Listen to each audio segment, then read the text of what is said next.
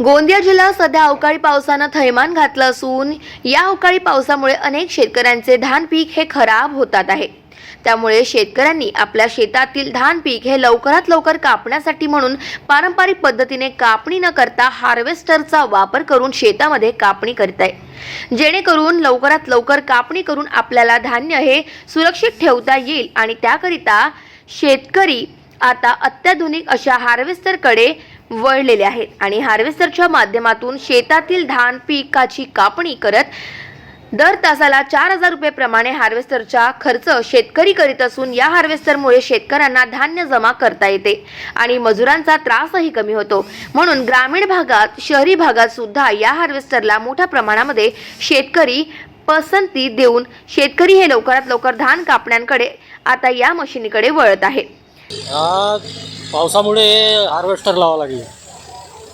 अवकाळी पाऊस आल्यामुळे आम्हाला पाऊस असल्यामुळे वेळ भेटत नाही, त्याच्यामुळे आम्ही चैनवाले हार्वेस्टर लावलं। त्यांच्या 4000 रुपये म्हणतात। अवकाळी पाऊस आल्यामुळे मजूर भेटत नाही आणि मजुरांनी लवकर होत नाही, त्याच्यामुळे हे सगळ्या लोकांनी हे हार्वेस्टर लावणे जरुरी आहे। लवकरात लवकर आपली कापणी आणि चूर्णासोबत होणार। मला अवकाळी पावसाचं काही टेन्शन नाही, पावसामध्ये हे मशीन चालू शकतो। गाव माझा न्यूज करिता राधाकिशन चुटे, गोंदिया।